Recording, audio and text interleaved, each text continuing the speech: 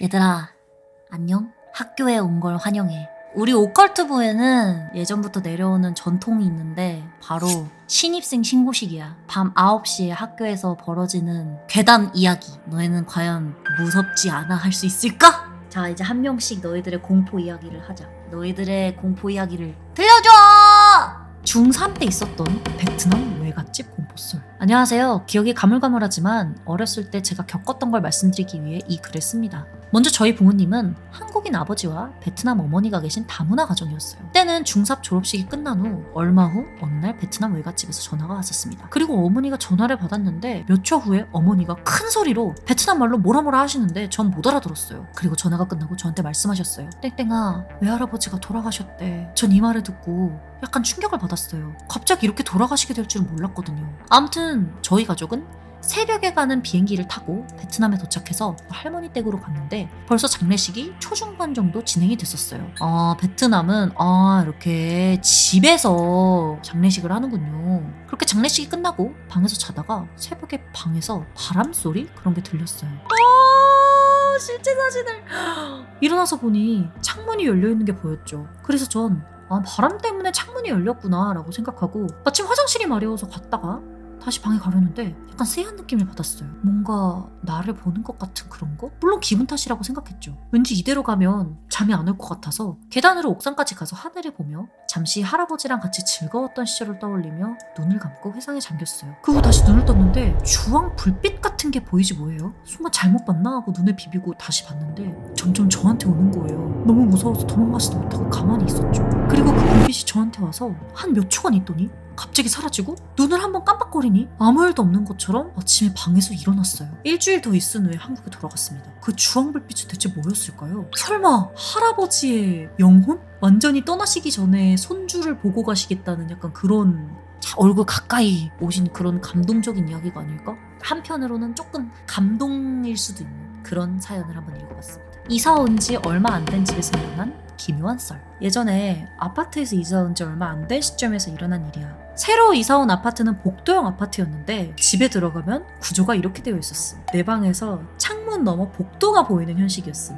이사 온 지 얼마 안 된 시점에 늦은 저녁? 새벽만 되면 저 창문 쪽에서 자꾸 인기척이 느껴졌음. 이런 식으로 자꾸 사람이 지나가는 것처럼 보이는 거야.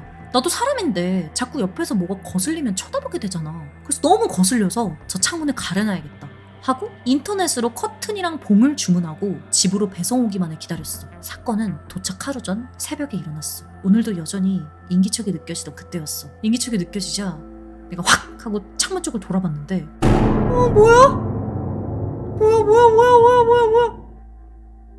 뭐야? 지나가던 실루엣이 저 창문에 쾅 하고 치고 가는 거야. 바로 뛰어서 내 방 바로 앞에 있는 현관문을 열고 누군지 확인하려고 했는데 복도에는 불이 다 꺼져 있는 거야. 우리 집 쪽이 가운데여서 도망갔다면 엘리베이터 있는 곳에 불이 켜져 있어야 하거든? 근데 거기도 꺼져 있었어. 난 너무 놀라서 그쪽 방에서 못 자고 아침에 일어나자마자 관리사무소에 찾아가서 새벽마다 있었던 일을 얘기했어. 누가 자꾸 장난치는 것 같다. 좀 알아봐달라. 관리사무소에서 해주는 말은 충격이었어. 해당 층에는 1104호 말고는 아직 입주한 가구가 없습니다. 1104호는 우리 집 주소였거든. 우리 집 말고는 같은 층에 입주한 가구가 없다는 거야. 그럴 리가 없다. 이사온 직후로 계속 왔다 갔다 거린다 사람이. 그리고 경비랑 CCTV 관리를 강화하겠다는 약속을 받고 다시 집으로 돌아와서 도착한 커튼과 봉을 설치했고 설치한 뒤로부터 그 검은 실루엣은 나타나지 않았어. 나는 그 집을 이사 나오기 전까지 그 커튼에 걷지 못했거든. 그 검은 실루엣의 정체는 뭐였을까? 난 아직도 그때만 생각하면 소름이 끼쳐. 무섭다.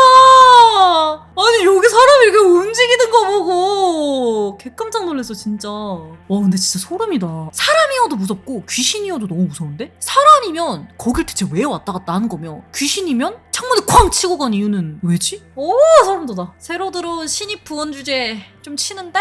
역시 공포하면 빠질 수 없는 장소가 바로 군대죠. 이건 제 맞선임에게 실제로 있었던 일입니다. 새벽 2시 위병소 근무라 1시 30분쯤 일어나 총기를 챙기고 근무지로 이동했어요. 여기가 막사고, 연병장, 정비소, 차고지, 위병소, 초소 이렇게 위에 맵을 보시다시피 저희 위병소는 막사에서 약 10분 정도 걸어야 도착합니다. 근무교대를 마치고 초소 안으로 들어가 경계태세를 취했습니다. 원래는 초소가 2개라 각각 한 명씩 들어가야 되는데 선임들 말로는 반대편 초소 문을 살짝 열어두고 근무하면 초소 앞 계단에 할아버지가 앉아있다는 걸 봤다는 목격자가 많아서 대대방침으로 그 초소를 완전히 폐쇄했다고 합니다. 그래서 2명이 한 초소에 같이 들어가서 근무를 썼습니다. 빛이라곤 주차장 가운데 가로등 1개, 그리고 위병 조장실 안에 희미한 조명뿐. 가로등 뒤쪽은 아무것도 안 보이고 들리는 건 귀뚜라미 울음소리, 계곡물 흐르는 소리뿐이었습니다. 근무를 선 지 20분쯤 지났을 때 맞선님이 차도 쪽을 바라보다가 가로등 뒤에서 검은 형체가 자신을 바라보고 있는 느낌을 받았다고 했어요.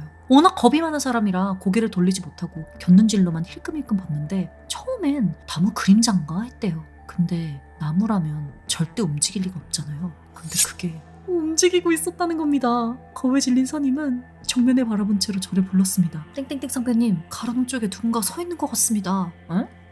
아무것도 안 보이는데? 너 잠결에 헛것 본 거 아니야? 무서워서 고개를 반대쪽으로 돌린 채 대화를 이어가는데 다시 정면에 보니 그 형체가 점점 가까워지고 있었다고 합니다. 겁이 난 선임은 제 뒤로 바짝 숨어버렸고 그 순간 그 형체가 갑자기 90도로 허리를 꺾으며 거기 있었네? 크크크크크 하면서 천천히 다가왔다고 하네요. 패닉에 빠진 선임은 그대로 얼어붙었고 사수는 진정시키려고 했지만 그 형체는 계속 한 걸음 앞으로 왔어요. 정말 극적으로 마침 다음 근무자가 오는 발소리가 들렸고 그 형체는 어디에도 보이지 않았던 거예요. 나중에 행보관에게 들으니 이곳이 원래 6.25 전쟁 당시 치열한 고지전이 벌어졌던 격전지였다고 합니다. 그때 수많은 사상자가 났던 곳이라 귀신을 봤다는 사람이 종종 있다더군요. 심지어 90년대 초반 여성들이 입었던 옷차림으로 초소 주변을 서성이는 여성을 봤다는 사람도 많았습니다. 근데 이게 한두 명이 아니라 매 근무자마다 같은 걸 봤다는 거죠. 결국 대대에서는 귀신을 쫓는 수호견이라고 불리는 삽살개까지 데리고 올 정도로 심각했다고 해요. 이상 저희의 거짓없는 군대 괴담썰이었습니다. 무섭다 이거. 아니 그리고 너무 이 영혼들이 다 그 6.25 전쟁 때 고지전을 벌였던 그 영혼들이라고 생각하니까 뭔가 안타깝기도 하고 무섭기도 하고 진짜 무서운데? 안녕하세요. 무섭거나 오싹한 이야기는 아니지만 조금 신기한 이야기를 해볼까 합니다. 사건 1. 처음 겪은 사건은 유체이탈입니다. 제가 태어난 지 얼마 안 되었을 때입니다. 옛날에 저는 아버지, 할머니, 할아버지랑 살고 있었고 시골이다 보니 농사를 짓는 가정이었습니다.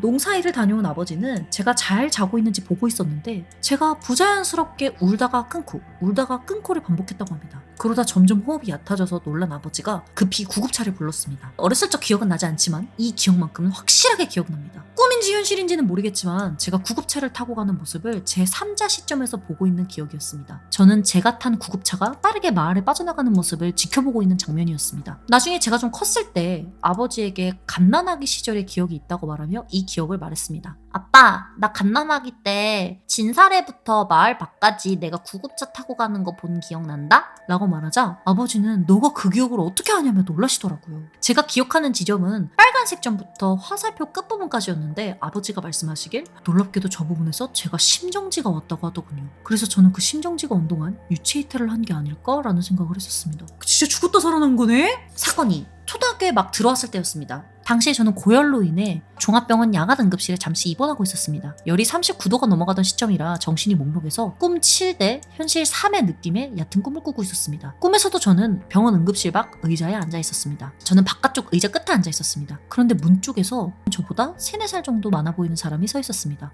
뭔가를 찾고 있는 느낌이었습니다. 아마 기억상으론 저런 그림자가 3명이 있었는데 두리번거리더니 저를 휙 보고는 저에게 다가왔습니다. 그리고는 나랑 똑같은 사람을 못 봤냐고 물어보더군요. 저는 당연히 못 봤다고 했고 2명은 한숨을 쉬더니 밖으로 나갔고 남은 1명은 다시 제자리로 돌아가 기다렸습니다. 그렇게 수액을 맞으며 시간이 지나니 컨디션이 좀 돌아왔고 잠에서 깰 수 있었습니다. 그러다 응급실 문이 열리더니 흰 천을 끝까지 덮은 사람 2명과 얼굴이 보이게 해서 오는 사람 1명이 들어오더군요. 그리고 뒤이어 매우 익숙한 사람들이 들어왔습니다. 바로 초등학교 선생님, 교장 선생님이 오신 겁니다. 알고 보니 제가 다니는 초등학교 앞에 있는 강가에서 수영을 하며 놀던 제 선배들 3명이 사고를 당한 곳이었습니다. 그 중에 그나마 수영을 할 수 있었던 1명은 살았고 남은 2명은 죽었다고 하네요. 그런데 그 죽은 2명이 아까 저에게 말을 걸고 밖으로 나간 사람들이었더군요.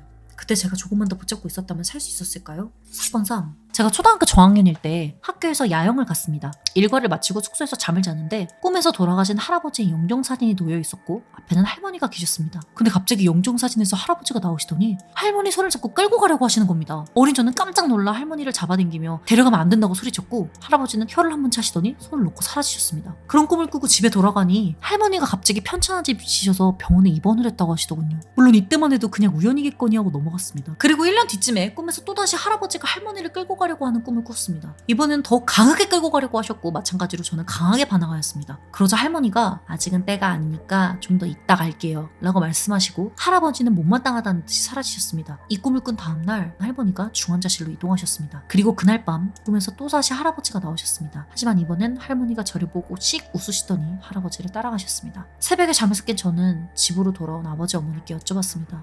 아빠, 할머니 돌아가셨지? 제 꿈의 내용대로 그날 할머니가 돌아가셨습니다. 이 꿈 이후로 뭔가 제가 예지몽이 있다는 생각이 들었던 것 같네요. 이야, 이거 소름이다. 진짜 예지몽 같은 걸 꾸셨네. 어떻게 이런 일이 있을 수가 있지? 약간 그런 진짜 기가 있나 봐요. 사람들이 그런 가지고 있는 기 같은 것들이 있나 봐. 이거는 약간 소름 돋는다기보다는 뭔가 되게 신기하다. 마음이 뭔가 쫙 가라앉는 그런 느낌이었습니다.